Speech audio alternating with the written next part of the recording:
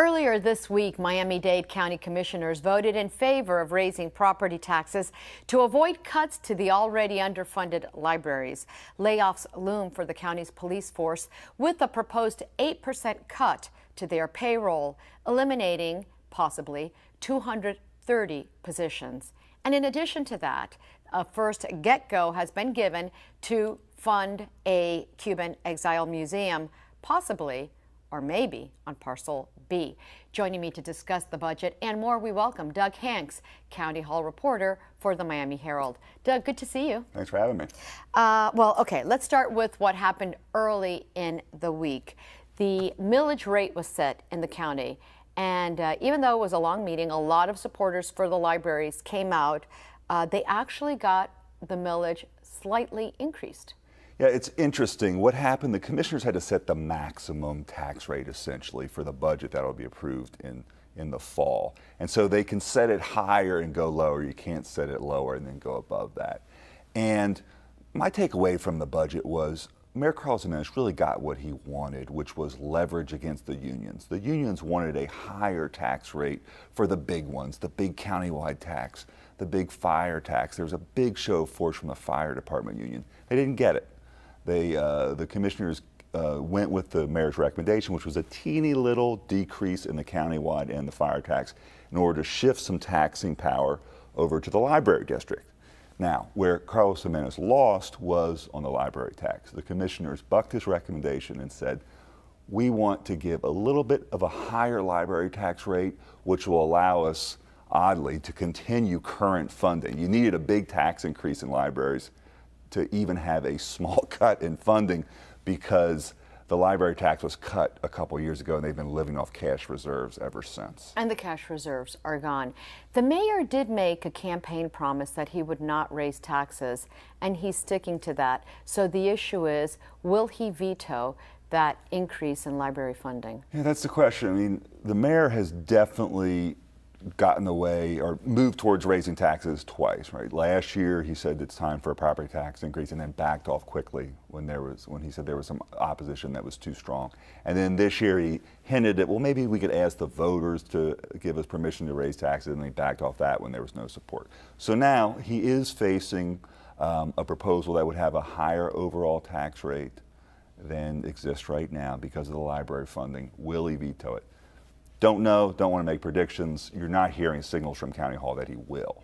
It's an increase that, according to, it was probably your article, for an average homeowner with homestead exemption of a $200,000 home, the increase would be $15 a year. Right. Now that's the rate. But what's going to be interesting, what's at play here is when taxpayers get the actual notice, the trim notice, saying this is what your taxes are probably going to be, it's going to be higher. Now the library tax will have a role in that, but there's higher tax for Jackson. There's that recent tax increase for the school system. So the bill is longer than what's at stake. Because those higher taxes for Jackson and for the school system is what voters approved with the bond issue. Right. And so, you know, there's no tax bills on election day when you go to check them. It sounds good, but when those bills come, and you've had headlines in the paper and on TV saying higher tax for libraries, who gets blamed for that amount? The interesting thing is that the library folks, it's a real grassroots organization. It's not mega lobbyists that are working on it.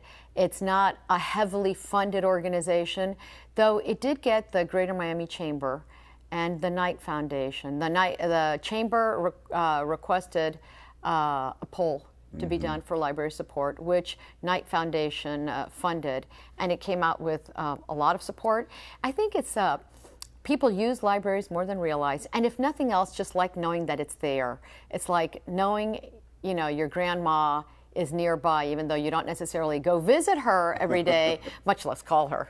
That we call it the Knight Foundation poll, but it was Knight Foundation and Chamber of Commerce. It was really interesting because both groups were sort of quietly saying, we need to support libraries here, and there was trumpeting the polls saying that there was overwhelming support for library services. But what commissioners pointed out at the meeting was, wait a minute, that poll also said 58% do not want to pay higher taxes for libraries. And when they were asked, would you cut other government services to help libraries, they said, absolutely. And the follow-up questions were, great, what about police? No. Okay, what about human services, welfare? Absolutely not. And they sort of went down the line. They did agree to cut infrastructure in favor of libraries. The mayor has a quote out that says that one of the things he was trying to do was really advocate that this is the worst scenario budget. It's not the budget that he really wants. That what he would really advocate is to help the seniors, to help the poor, those who live on fixed incomes, and to help junior level administrators. Some have said it's a different tone, a different message, but what do you think? Well, this is the new anti-union message, which is, Mayor Jimenez's message is, listen, if we raise taxes, that money will go into union members' pockets in terms of higher pay. And what he's saying, I mean, this is his budget. It's not a worst case or best case. This is the budget he proposed. And it calls for all these cuts, calls for higher fares, transit fares for disabled riders.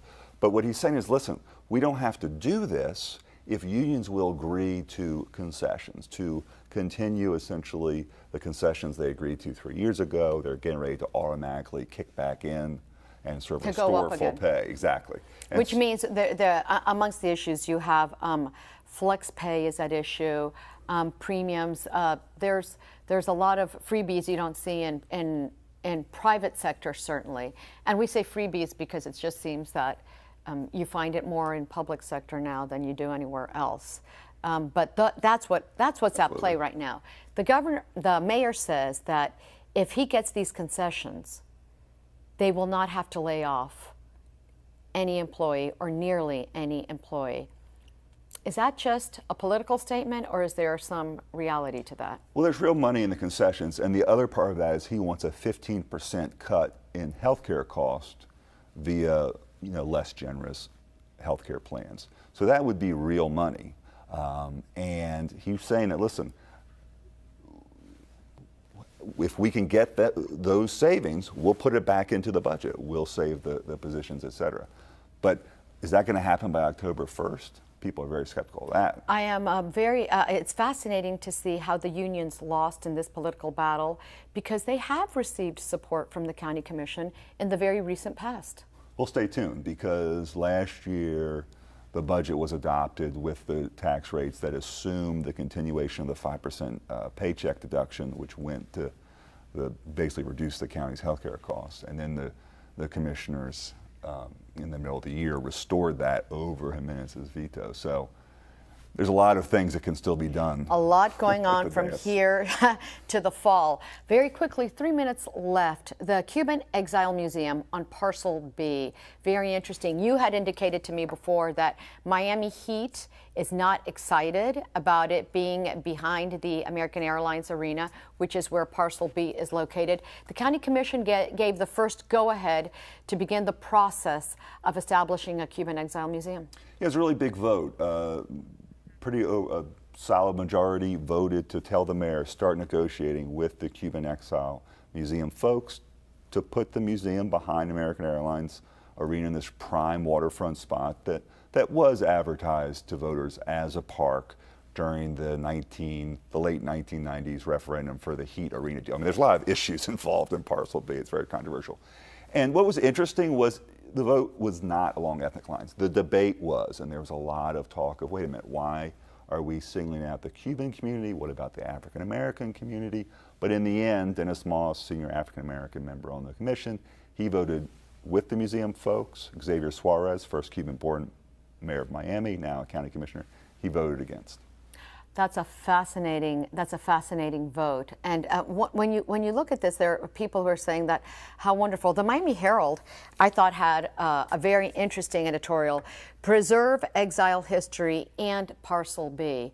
Exile Museum, wonderful, just not at that location. And I think that's where some of the conversation is going. Or some of the debate is? That was certainly the other side of the debate. We don't have anything to do with the editorial, the newsroom. Right. So, I'm just pointing out as the one voice that came out publicly. And it was cited in the day, as was the El Nuevo Herald editorial, which was for putting the museum right on Parcel B. So it was a great, example of the divide. But I would say that was really the debate: is why here? Why can't this museum go somewhere else? It's a very worthy cause. And one thing that the pro-museum commissioners said was, under no circumstance will we support public dollars going to this. Public land, yes, and it's valuable public land, but no tax dollars to the effort. Fascinating. We'll keep. Okay, let's start with what happened early in the week. The millage rate was set in the county, and even though it was a long meeting, a lot of supporters for the libraries came out. They actually got the millage slightly increased. Yeah, it's interesting. What happened, the commissioners had to set the maximum tax rate essentially for the budget that will be. Earlier this week, Miami-Dade County Commissioners voted in favor of raising property taxes to avoid cuts to the already underfunded libraries. Layoffs loom for the county's police force with a proposed 8% cut to their payroll, eliminating possibly 200 approved in the fall. And so they can set it higher and go lower. You can't set it lower and then go above that. And my takeaway from the budget was Mayor Carlos Jimenez really got what he wanted, which was leverage against the unions. The unions wanted a higher tax rate for the big ones, the big countywide tax, the big fire tax. There was a big show of force from the fire department union. They didn't get it.